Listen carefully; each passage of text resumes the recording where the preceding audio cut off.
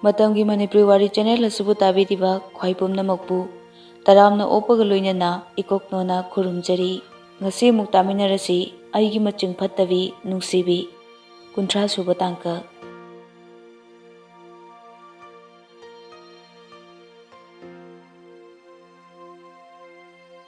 Parina nungfet tawna Nungshibi da yenglaga harai Sidi mingse soinaranida amagi semdokse yumda khak kawnanaba Makubo iboyaina amu hanglai Mau atombi nangdi yumda ima pabungna atopa minga kaubro Kaudi pabung Oo adudi ipana ngasidagi naubi haina kaurage ko yarabro Hoi kaisu kaidi pabung Hoine moi baba aduna pharani Hai boinaudi kaidore chak chaba kumlaktradi Ima laptop ta file ama check tawri ko na charage haire punna hek chaminaradi phadawne phare nangna horen chak to pukhatkhro noi ani sula odana Nungsibina amukum lai Ima ko na koini di ima hoi loiraga charage Parina amuk haire Ima moi gi setumina moi ni khakchana ba kaino mu soidan thamori oramgani adugine Nungsibina amukum lai Isis ho pujari di chakthung phangandabani ko tamo mayamgi soidanaba hotnabada Mau ani du awat apa haptuna mayamgi hotnai loiraga makoi ani su pukam amada chaktu chaminai Nungsia ihe kawine naubia Haima akoi che sidi hainanaba tamlini kaino Makhada chabasina hena nungai ko table da chabasidi aidi mathong amta khangde ibani nungtigi sida oina chasi ko sidaidi nangga chak putlabani na aise amung noi khalakpra khangpote da kaigino haise je haima mi ani chamina base yamna chasin bane harau ani du chak chaminai loibaga waram loisilamlaga magi ka da changnarai Nungsitombisu punsibagi chak tu puraga ka da changlai Matamda punsiba laptop ta office ki file ama kanna check tawringai tani Nungsitombi chaktu sofa mamangda thariba table du da thammi Laithorokpada upu mamangda ngariba mompaktu urei Nungsitombina Haima aidi ngasaidigi ubu ude mompaksina kadaidigi orasano Nungsitombi punsibagi manakta changlai aduga hairei Chak puraklabane Punsiba mamitudi laptop ta adumak yengi onthok to na hana yenglakte Nungsitombi amuka hairei table da thamme ai chak charo kari kya nangna ngasa pijaro haikidudi karam kanda hairiba makha taraktre punsiba laptop ta adumak yenglaga lei Nungsitombi punsibagi khodang do tap pai aduga chak thamliba table manakta chingsillaga porai Sofa du da phamalaga hairei Chakse thuna charo kon phengdoi ngaire Punsiba sauningba kariboi phuk hogotli aduga Nungsitombi gi khudang du tap pairaga makhuttu matungda namlaga pharaga thammi Charu ji charo nang kanano kari orige Nungsitombi makhuttu punsibana kanna phajinbana naaba pharami Nanthoknaba kanna hotnajai adubu hena chetna phajilli aduga magi manak nakna chingsilli adaidi Nungsitombi phat kanthoklaga punsibabu laktana inthokpada sofa da longna tai Nungsitombi punsibagi nakta nakna changsilai aduga hairei aisa nangi nupi nangi loinabi Mrs. Nungsitombi ningthogjam khangabra Mr. Punsiba ningthogjam chaninglaga chaw Chanindraga to haibam thokra khanbai haibani Asi haramlaga fiandegi tumbada setnaba pirol hongdoknaba lawthoklaga washroom da changki punsibasu Nungsitombi bu yengduna solhui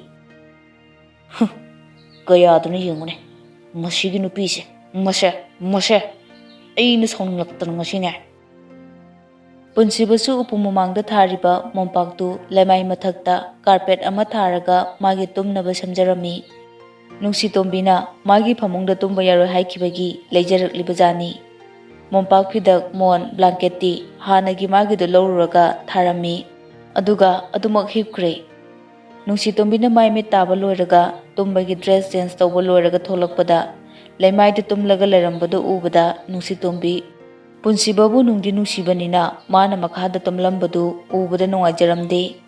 Manakta tapna changsilaga phi semjinbirami aduga table da thamliba chaktu paper na kupsilaga thamlami aduga masu phamungda kakhatki.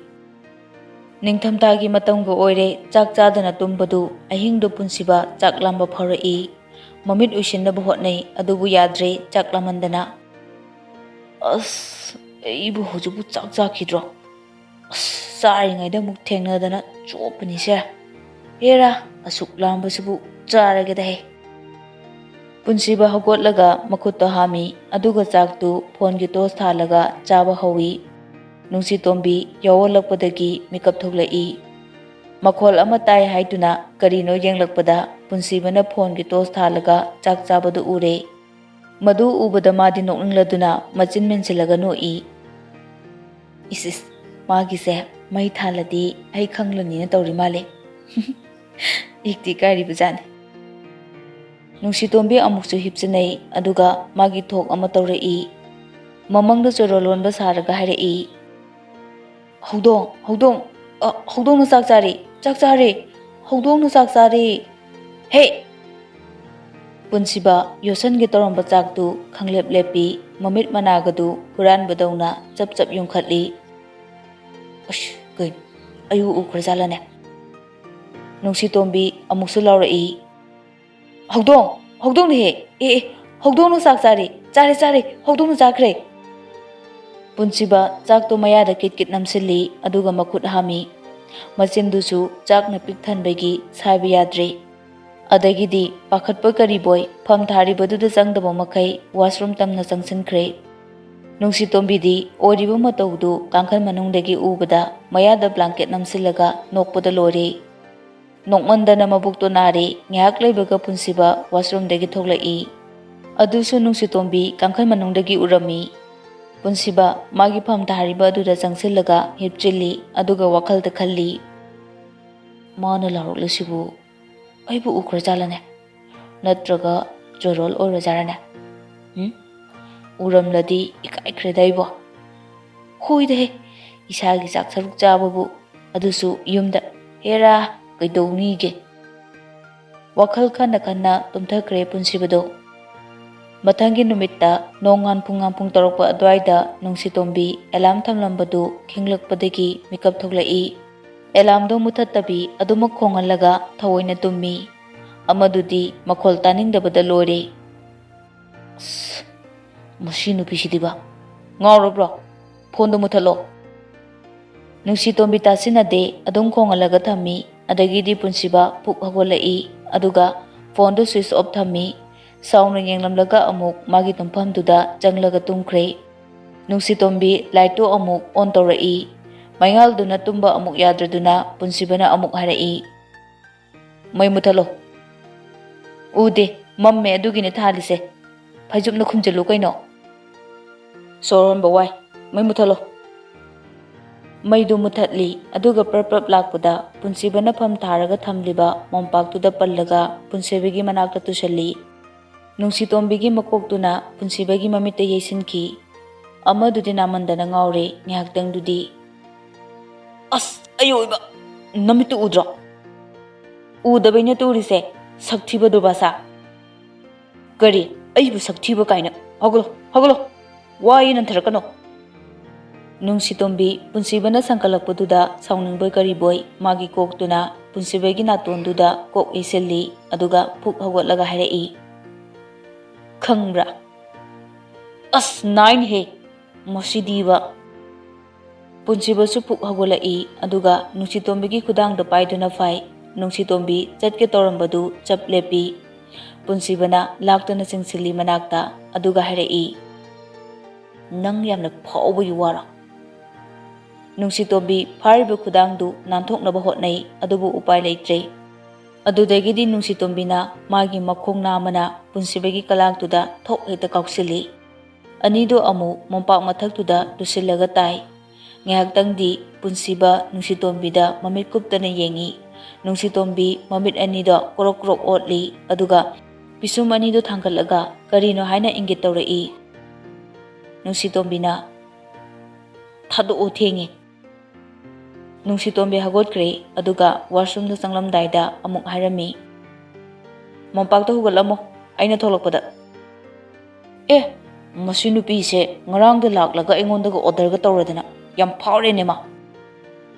Upai leite yumgi misu moi anigi mawongdo khangdanaba haiduna punsiba mompakta hugatli. Adusu moregi folding oiba mompaktuni mana leijaraklise. Irujaba loiraga tholakpada mompakta hugatlaga lairambadu ubada Nungsitombi mathanta murum solaga noi. Kiri bajani na aise. Nungshi, you are the great. Noklaga mamaidu leithorakpada punsibadu matungda leplaga lerami madu ubada khanglep lepi aduga magi thokto amuk horai. Haima, ngarangi table da thamlamba chaktubu kanana chakrajano? Aigi mangda ngarang hawdongna chak chabadubu asengbigi oina chakra maline. Madugi hawdongda thimbongda hapet laubajani. Handaktene chada chasano utupna thongkeba. Punsiba wa amata haramdana washroom da changkre. Ikti kari janine. Aingonda horakladine adu ngaktane. Dress change tawraga laidu katnaba makhada kumnai. Laidu katpa loiraga Nungshibi kada amuk lai. Thongjinda lepaga machebu kawi. Iche. How? Chango. Ay angang brush tahodiye. Angang ki tiffin kari haptoino sangom dilon kre. Kher hoba hibro. Pabung su kher chaninge harame. Hayi iche. Adudi kher oina hobiro. Nene da sahau thambamdo hango. Cha khara su lolongero. Hoi che. Nungsitombi makhada kumdringaida magi karomda lai. Punsibadu washroom da lairibo ningduna. Thongdo illaga kada mapi hongge haiduna changlai adubu punsibadi kada mapi hongduna lerami. Oi, ngawrobro nangbo. Thongdo nang khairaga changlai dubu kaigino ha. Nungsitombi pakhatpa kariboy pidu insili paniktu su hapet yapsilaga isau langlage matagum changlai. Adugadi punsibigi manak yoroppaga panik yapsilibadu chetabadagi nanthoraki. Nungsitombi ikairaduna mamaida fat laithoki. Punsibasu mamitu makut namana khumjinki aduga harai. Ai kem uhode. Ase hairaga bathroom da irujaba changki. Chopi he masinu pasidi ba. Nungsitombi mapisa sat honglaga makhada kumlai aduga chakumda changduna kher hawi. Somdana thambal sanana yanakada waisit luraga changlakpada geta kanagumba ama leibagum tawbaduda thongdo hangdokena changlui. Geto hangdoklubadadi paramba sumsitu leimaida takiba khangoude. Abegi mapan nongyaidu chakaubagi wa haiba lakpani. Masu thambal sanabu ubada pungak ngakki. Taniklaba khonjelda tapna koraki. Thambal sanabu ubada masada harauba nungaibana pikthalami. Nongyagi mittu pina thumatle. Thambal sanasu nongyaibu ubada tu chungkiba khangoude. Matam kuinadagi wana thijarakpa aduga ngasina khanghoudana itha thajadana mangda leplambaduda haraubuna thamoi thumatkiduna kablakki. Tanungyai kamdorige. Nangdi yumsida matau karamna. Wari yamna sangkre. Lao manungda changloo. Nongyaibu koksinduna phida thaduna phamalli. Tada khoi tholaklani ngahakta ngaibiro. Thambal amukta ngaiko. Nang aibu soidana warauramgani. Adubu ai nangbudi thiba lakkibane. Imungda changlagena tawramba thambal sana thanglamba khongthangdo chap lepi aduga nongyaida onsilai. Nongyaina aina thaukiba truckto Manipurda mayang mahajon amagi pot puthokpa lakpane. Adugadi nongju thaga oibaga lambida chingning khairakpadagi garido lokhada onthaki. Hingaurise ai khaktane.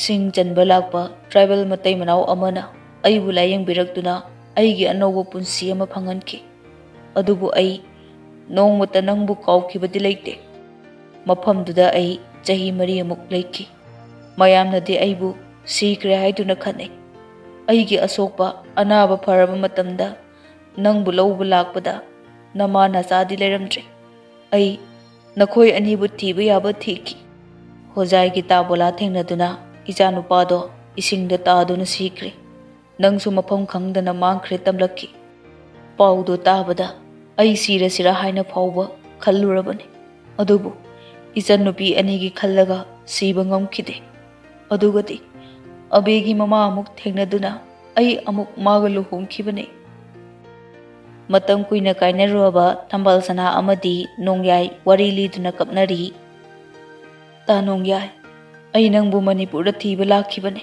ꯑꯗꯨꯕꯨ ꯅꯪꯒꯤ ꯂꯩꯐꯝ ꯆꯞ ꯆꯥꯕ ꯈꯪꯗꯕꯅ ꯑꯩ ꯑꯋꯥꯐꯝꯗ ꯌꯥꯝꯅ ꯇꯥꯈꯤ꯫ ꯏꯁꯥꯒꯤ ꯅꯨꯄꯤ ꯑꯣꯏꯕꯒꯤ ꯏꯖꯠ ꯃꯥꯡꯈꯤꯗꯧ ꯁꯔꯨꯛꯄꯨꯗꯤ ꯑꯉꯥꯎꯕꯤꯒꯨꯝ ꯂꯦꯟꯒꯦ ꯈꯟꯅ ꯑꯉꯥꯎꯕꯤ ꯁꯥꯔꯒ ꯑꯐꯪ ꯑꯐꯪ ꯆꯥꯔꯒ ꯂꯦꯟꯈꯤꯕꯅꯤ꯫ ꯑꯗꯨꯕꯨ ꯑꯩꯅ ꯏꯁꯣꯔꯗ ꯅꯨꯡꯇꯤ ꯅꯨꯃꯤꯠ ꯈꯨꯗꯤꯡꯒꯤ ꯃꯤꯠꯀꯤ ꯄꯤꯒ ꯏꯔꯣꯏꯅꯗꯨꯅ ꯈꯨꯔꯨꯝꯖꯈꯤ꯫ ꯑꯩꯅ ꯅꯪꯕꯨ ꯊꯃꯣꯏ ꯁꯦꯡꯅ ꯅꯨꯡꯁꯤꯕꯃꯛꯇ ꯑꯣꯏꯔꯕꯗꯤ ꯑꯃꯨꯛꯇꯪꯗꯤ ꯊꯦꯡꯅꯍꯟꯕꯤꯌꯨ ꯍꯥꯏꯅ꯫ ꯑꯩꯅ ꯅꯪꯕꯨ ꯅꯣꯡꯃ ꯊꯧꯕꯥꯜ ꯕꯖꯥꯔꯗ ꯎꯈꯤ꯫ ꯑꯗꯨꯕꯨ ꯀꯧꯕꯗꯤ ꯉꯝꯖꯈꯤꯗꯦ꯫ ꯅꯆꯥꯅꯨꯄꯤ ꯌꯥꯎꯕꯗꯨꯗ ꯅꯪꯕꯨ ꯂꯥꯟꯅ ꯈꯟꯈꯤꯅꯤ ꯈꯜꯂꯒ ꯀꯧꯈꯤꯗꯕꯅꯤ ꯅꯨꯃꯤꯠꯇꯣ꯫ ꯏꯃꯨꯡꯁꯤꯗꯗꯤ ꯀꯔꯝꯅ ꯅꯌꯥ ꯅꯨꯄꯥ ꯄꯨꯟꯁꯤꯕꯅ ꯑꯩꯕꯨ ꯃꯤꯅꯨꯡꯁꯤꯒ ꯂꯣꯏꯅꯅ ꯌꯨꯝꯁꯤꯗ ꯄꯨꯔꯛꯈꯤꯕꯅꯤ꯫ ꯅꯨꯃꯤꯠꯇꯣ ꯑꯩ ꯑꯌꯨꯛꯇꯒꯤ ꯀꯔꯤꯝꯇ ꯆꯥꯕ ꯊꯛꯄ ꯐꯪꯈꯤꯗꯦ꯫ ꯅꯨꯃꯤꯗꯥꯡ ꯑꯊꯦꯡꯕꯗ ꯋꯥꯅ ꯈꯣꯡꯅ ꯍꯥꯏꯔꯪ ꯍꯥꯏꯔꯪ ꯇꯧꯔꯒ ꯁꯣꯛꯊꯅ ꯆꯠꯈꯤꯕꯅꯤ꯫ ꯄꯨꯟꯁꯤꯕꯒꯤ ꯒꯥꯔꯤꯅ ꯊꯦꯡꯖꯤꯟꯒꯦ ꯇꯧꯕꯗꯒꯤ ꯑꯩ ꯇꯨꯁꯤꯟꯈꯤ꯫ ꯑꯗꯨꯗꯒꯤ ꯃꯥꯅ ꯑꯩꯕꯨ ꯃꯤꯅꯨꯡꯁꯤꯒ ꯂꯣꯏꯅꯅ ꯌꯨꯝꯁꯤꯗ ꯂꯩꯔꯁꯤ ꯍꯥꯏꯗꯨꯅ ꯄꯨꯔꯛꯈꯤꯕꯅꯤ꯫ ꯊꯝꯕꯥꯜ, ꯅꯪ ꯑꯩꯈꯣꯏꯗ ꯆꯠꯂꯁꯤ꯫ ꯑꯩ ꯉꯁꯤꯁꯨ ꯅꯪꯕꯨ ꯀꯥꯎꯗꯦ, ꯅꯪꯕꯨ ꯅꯨꯡꯁꯤꯔꯤꯌꯦ꯫ ꯇꯥ ꯅꯣꯡꯌꯥꯏ, ꯏꯕꯥꯅꯤꯒꯤ ꯂꯥꯏꯕꯛꯇ ꯀꯩꯅꯧ ꯍꯥꯏꯅ ꯇꯝꯂ ꯃꯥꯜꯂꯦ꯫ ꯏꯃꯨꯡꯁꯤꯒꯤ ꯃꯤꯄꯨꯝ ꯈꯨꯗꯤꯡꯃꯛꯀꯤ ꯅꯨꯡꯁꯤꯕꯅ ꯑꯩꯒꯤ ꯈꯣꯡꯁꯦ ꯐꯥꯖꯤꯟꯈ꯭ꯔꯦ꯫ ꯍꯧꯖꯤꯛꯇꯤ ꯄꯣꯛꯃꯤꯟꯅꯗ꯭ꯔꯕꯁꯨ ꯄꯨꯟꯁꯤꯕꯒꯤ ꯃꯄꯥꯅ ꯑꯩꯕꯨ ꯃꯥꯒꯤ ꯃꯆꯟꯗ ꯃꯆꯟꯒꯨꯝꯅ ꯂꯨꯅ ꯇꯧꯕꯤ꯫ ꯏꯅꯝꯃꯗꯨꯅꯁꯨ ꯑꯩꯕꯨ ꯅꯨꯡꯁꯤꯕꯤ꯫ ꯂꯩꯔꯤꯕ ꯑꯉꯥꯡꯁꯤꯡꯁꯤꯅꯁꯨ ꯑꯩꯕꯨ ꯃꯄꯥꯒꯤ ꯃꯔꯦꯝꯈꯥꯛꯅꯤ, ꯃꯆꯜꯅꯤ, ꯃꯅꯦꯃꯛꯅꯤ ꯈꯟꯅ ꯊꯧꯒꯜꯂꯣꯟ ꯎꯠꯂꯒ ꯅꯨꯡꯁꯤꯅ ꯇꯧꯕꯤ꯫ ꯃꯌꯥꯝꯁꯦ ꯊꯥꯗꯣꯛꯂꯒ ꯍꯧꯖꯤꯛ ꯑꯩꯅ ꯅꯪꯒꯤ ꯅꯅꯥꯛꯇ ꯆꯠꯈꯤꯕꯗꯣ ꯑꯩꯕꯨ ꯑꯣꯏꯖꯕ ꯊꯤꯕꯅꯤ ꯈꯟꯈꯤꯅꯤ꯫ ꯑꯗꯨꯒꯤꯁꯨ ꯃꯊꯛꯇ ꯌꯨꯝꯗ ꯂꯩꯍꯧꯔꯤꯕ ꯏꯅꯥꯎꯗꯨꯗ ꯑꯩ ꯌꯦꯠꯅꯤꯡꯗ꯭ꯔꯦ꯫ ꯑꯩꯕꯨ ꯋꯥꯔꯧꯕꯤꯒꯅꯨ꯫ ꯅꯣꯡꯌꯥꯏꯒ ꯊꯝꯕꯥꯜ ꯁꯅꯥꯒ ꯁꯥꯟꯅꯔꯤꯕ ꯋꯥꯔꯤ ꯄꯨꯝꯕ ꯃꯦꯝꯆꯥꯅ ꯇꯥꯔꯝꯃꯤ꯫ ꯃꯦꯝꯆꯥꯅ, ꯍꯩꯃꯥ ꯅꯣꯡꯌꯥꯏ, ꯃꯧ ꯑꯇꯣꯝꯕꯤ, ꯅꯪ ꯃꯥꯃꯣ ꯂꯥꯛꯏꯌꯦ, ꯆꯥ ꯄꯨꯊꯣꯔꯛꯑꯣ꯫ ꯅꯣꯡꯌꯥꯏ ꯃꯄꯤꯗꯣ ꯃꯥꯏ ꯂꯩꯊꯣꯛꯂꯒ ꯐꯠ ꯐꯠ ꯇꯩꯊꯣꯛꯏ꯫ ꯊꯝꯕꯥꯜ ꯁꯅꯥꯁꯨ ꯍꯥꯏꯐꯦꯠ ꯅꯣꯛꯂꯝꯂꯒ ꯏꯃꯨꯡꯂꯣꯝꯗ ꯆꯪꯈꯤꯒꯦ ꯇꯧꯕꯗ ꯃꯦꯝꯆꯥꯅ ꯍꯥꯏꯔꯛꯏ, ꯊꯝꯕꯥꯜ, ꯀꯩꯗꯧꯔꯦ ꯆꯪꯂꯗꯤ? ꯏꯅꯝꯃ, ꯁꯨꯝ ꯆꯤꯠꯆ ꯊꯝꯖꯤꯜꯂꯝꯒꯦ꯫ ꯑꯣ ꯑꯣ, ꯍꯣꯏ ꯍꯣꯏ, ꯑꯗꯨꯒ ꯍꯦꯛ ꯊꯣꯛꯂꯛꯑꯣ꯫ ꯉꯥꯏꯈꯣ ꯉꯥꯏꯈꯣ, ꯅꯪ ꯇꯥꯆꯧꯁꯨ ꯃꯤ ꯂꯥꯛꯏ, ꯃꯄꯥꯟꯗ ꯊꯣꯛꯂꯛꯑꯣ ꯈꯔ ꯍꯥꯏꯔꯝꯃꯨ, ꯑꯗꯨꯒ ꯅꯌꯥ ꯑꯍꯟꯗꯨꯒ꯫ ꯍꯣꯏ ꯏꯅꯝꯃ꯫ ꯅꯣꯡꯌꯥꯏꯅ ꯑꯃꯨꯛ, ꯏꯆꯦ, ꯆꯥꯛꯀꯧꯕꯒꯤ ꯍꯥꯏꯒꯦꯅ ꯂꯥꯛꯄꯅꯦ ꯑꯩꯁꯦ꯫ ꯏꯕꯣꯌꯥꯏꯁꯨ ꯃꯄꯥꯟꯗ ꯊꯣꯛꯂꯛꯏ꯫ ꯅꯣꯡꯌꯥꯏ, ꯏꯕꯥꯏ, ꯆꯥꯛꯀꯧꯕꯁꯤꯕꯨ?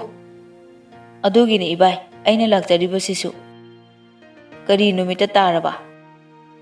ꯍꯪꯆꯤꯠ ꯊꯣꯛꯂꯦ ꯏꯕꯥꯏ꯫ ꯑꯣ ꯑꯣ, ꯑꯗꯨꯒ ꯉꯥ ꯆꯥꯛ ꯍꯤꯟꯖꯥꯡ ꯅꯥꯄꯤꯒꯤꯗꯤ ꯀꯔꯤꯝꯇ ꯈꯟꯒꯅꯨꯀꯣ, ꯏꯕꯥꯏꯅ ꯂꯣꯏꯅ ꯄꯣꯔꯛꯀꯅꯤ꯫ ꯔꯥꯖꯦꯟꯁꯨ ꯅꯥꯔꯒ ꯂꯩ, ꯃꯆꯥꯅꯨꯄꯤ ꯑꯃ ꯍꯣꯡꯈꯤꯕꯁꯨ ꯀꯨꯏꯗ꯭ꯔꯤꯕꯅꯤꯅ ꯑꯩꯈꯣꯏ ꯂꯣꯏꯅ ꯈꯪꯉꯤ꯫ ꯉꯥꯏꯈꯣ, ꯆꯥꯛꯇꯤ ꯑꯩꯒꯤ ꯆꯥꯛꯁꯪ ꯍꯥꯏꯕꯗꯨꯗ ꯄꯨꯟꯅ ꯑꯗꯨꯝ ꯁꯤꯜꯂꯁꯤꯅꯦ꯫ ꯑꯗꯨꯅ ꯀꯣꯝꯂꯅꯤꯅꯦꯀꯣ꯫ ꯏꯕꯥꯏ, ꯑꯩꯗꯤ ꯀꯔꯤꯝꯇ ꯈꯪꯖꯗꯦ, ꯏꯕꯥꯏꯅ ꯁꯤ ꯐꯩ ꯍꯥꯏꯕꯗꯣ ꯂꯣꯏꯅ ꯌꯥꯖꯔꯦ꯫ ꯃꯦꯝꯆꯥ, ꯑꯩꯅ ꯍꯥꯏꯔꯤꯁꯤꯅ ꯐꯔꯣꯏꯗ꯭ꯔꯅꯦ? ꯍꯣꯏ ꯍꯣꯏ, ꯃꯗꯨꯅ ꯐꯔꯅꯤ ꯃꯣꯏ ꯕꯕꯥ꯫ ꯑꯗꯣ ꯅꯨꯄꯥ ꯃꯌꯨꯝꯅ ꯍꯥꯏꯕꯗꯤ ꯍꯦꯛ ꯐꯖꯗꯦ꯫ ꯅꯣꯡꯌꯥꯏ ꯂꯥꯛꯂꯤꯉꯩꯁꯤꯗ ꯃꯣꯏ ꯕꯕꯥꯒ ꯅꯣꯡꯌꯥꯏꯒ ꯄꯨꯟꯅ ꯆꯠꯂꯒ ꯍꯥꯏꯔꯨꯕꯅ ꯐꯔꯣꯏꯗ꯭ꯔꯣ?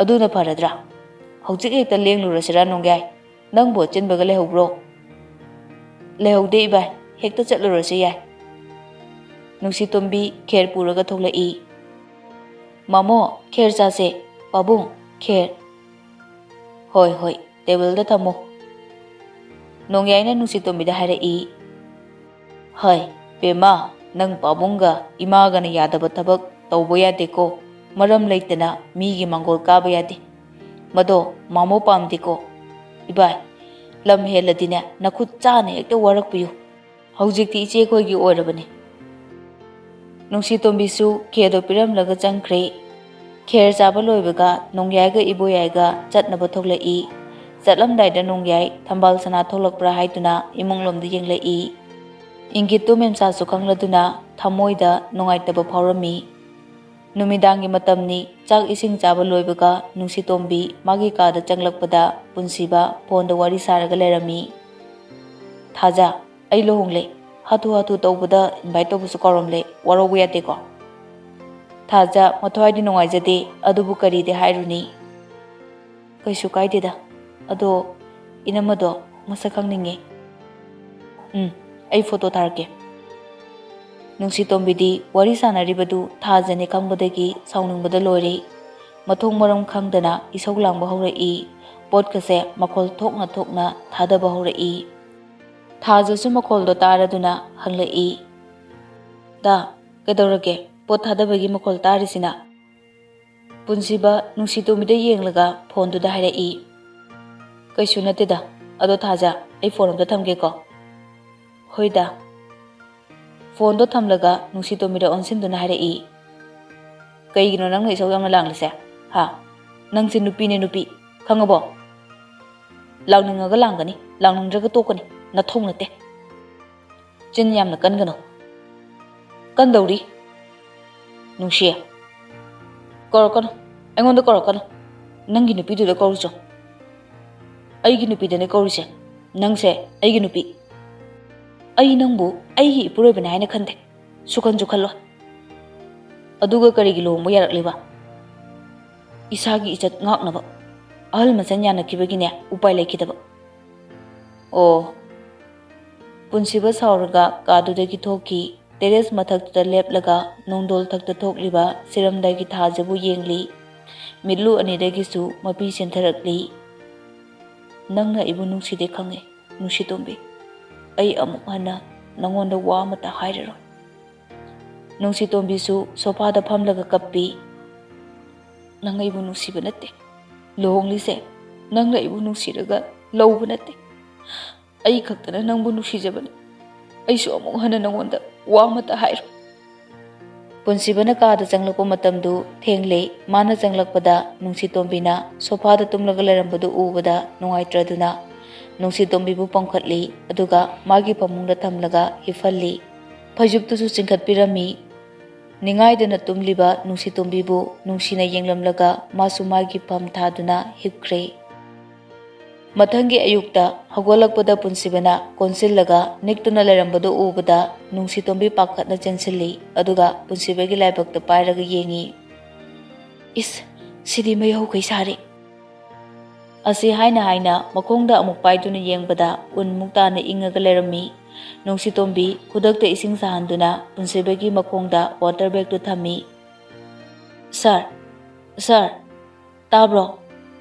ꯁꯥꯔ ꯀꯩꯗꯧꯔꯒꯦ ꯑꯁ ꯌꯥꯝ ꯏꯪꯉꯦ ꯁꯥꯔ ꯃꯈꯥꯗ ꯇꯨꯝꯂꯒꯗꯤ ꯍꯦꯟꯅ ꯏꯪꯂꯅꯤꯌꯦ ꯐꯃꯨꯡꯗ ꯍꯤꯞꯁꯦ ꯍꯤꯞꯄꯣꯏ ꯅꯪ ꯆꯠꯂꯣ ꯌꯥꯔꯅꯤ ꯆꯠꯂꯣ ꯁꯥꯔ ꯂꯥꯛꯑꯣ ꯃꯊꯛꯇ ꯇꯨꯝꯃꯣ ꯁꯨꯝ ꯏꯪꯁꯤꯜꯂꯛꯑꯅꯤꯌꯦ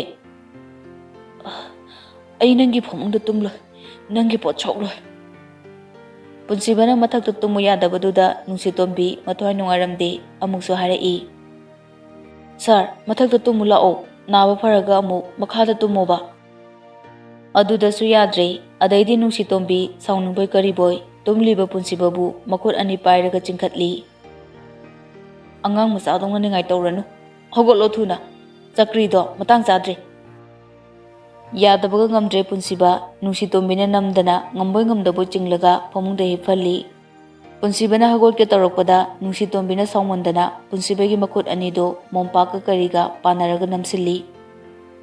Lengano, tumina tumu. Lam yamna hengano, chai chane. Ai irujaruge, aduga cha semlake. Cha thaklaga hidak chanaba.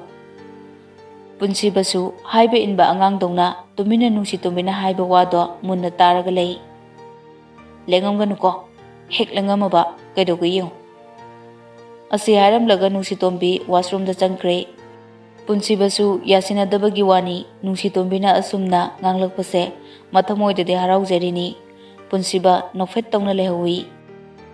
Ngarangda amuk hana wa ngangnaroi haina promise tongnakiba anisi nonganba nangde ngasidi. Nungshitombi prapra irujaraga thoklai aduga mapi hongtoi. Madi Punsibabu tumliboi khanbajani amadudi phaijup manungdagi lona yengli. Nungshitombi amuksu Punsibiromda yenglai. Akonbagi yenglakpada Punsibana lona phaijup haidorakpadu ure. Oi, phaijup prapra khumjillo. Namitusu ishillo thuna. Ngawbrona nang khangniba nang leiramoba. Nungshitombi isau khangbanina Punsiba pakhatna hairai. Ai kemta ude ko, ai kemta ude, promise. Nachin to thinu ne. Amadudi phaijup manungda tumina nokli. Ngasi ne annabag loina chaini ko. Nungshitombi ngang-ngangdana makhada kumkre. Chakhumda changlaga cha thangkatli aduga tulsibongda wai teiraga lai dukkatli cha sauba ngaiba oina. Laigi dukkatpa loibaga changlakpada Nungsibisu kumlai. Naubia, kaidore nangna duk taha tawriduna. Iche, mado leho hoba ada hidak chanaba aina chalon bane. Haima, kayam kanna nune haying chakaubo mu yithokna doiro. Yamna dikande daiche. Hidak tharaga yenglase yadragana yekthokpa taredana. Nungshibi Punsibagi kada kakhatki Nungshitombisu chaga hidaka puraga karai. Nungsibina changlakpada kaduda mompak tharaga larambado thengnare. Madu ubada Nungsibi haipeti chingnei. Nungshitombisu kada yoksilai. Nungsibina kana tumino sina. Nungshitombi kumde tumina lei. Aina hanglise nangontani naubi. Kari tawbagino mampaksibo. Ai wa makhayamna taninde ko. Sinadi naba tabane. Nungsibi anabaga yenglamdana sauraga kadudagi thoki. Nungshitombi chado table da thammi aduga Punsibada harai. Sir, brush tawrase. Sa supore. Ai brush tawrinde. Nungsitombina isau langlaga nganglakpado taningbagi Punsiba thawoina sakri tawshinei. Ngawrokano hanuba. Hogolo. Pumnam hek namadana. Is mi ekhoine tumlamdai khudingi brush tawjai ko. Tumlamdai khudingi brush tawena ayukta tawroi hairo. As ngawbu matang chadre hogolo. Ai saurakani ko. Nungshitombi prap changsillaga Punsibabu ngaklaga hagolhalli aduga brush taholi. Loibaga lumbu saba ising glass ama pi. Se siyana thao. Talle thakningde. As glass to pairaga ising do Punsibada namdana illi. Punsibasu ising do thakre. Bread achambaduga chaga pijaraga hidak to amuk pi adudasu Punsiba marai amuk tokshinei. As ai hidak chaba talle. Sir, ai ikar kaniko. Se papat awsalo. Namdana gulidu Punsibagi chin manungda namsili aduga ising glass to amuk illi. Punsiba ising do thakpada harai. As angang masaga chap manahe.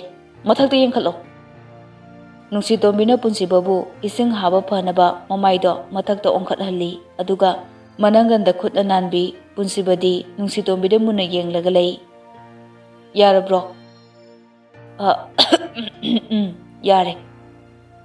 Phajana hipo naba phatri phawba sida tummo. Punsiba Nungsitombina makhada kumkhibadu yenglaga lehawi. Makhada kumlakpadadi Nungsibina angangi tipin hapnaba miki horaga lerami. Iche, ai tahorage. Iche su school chatoinina Lucian Biruro.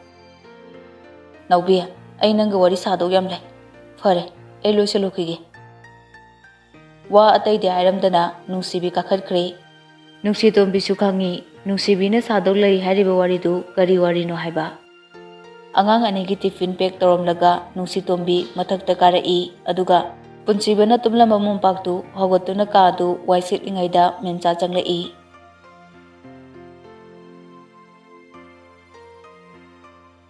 Matang asida aigi nungsiraba listeners singdagi kainanabu yathang lojari makha taba saru hayang punna taminarasi.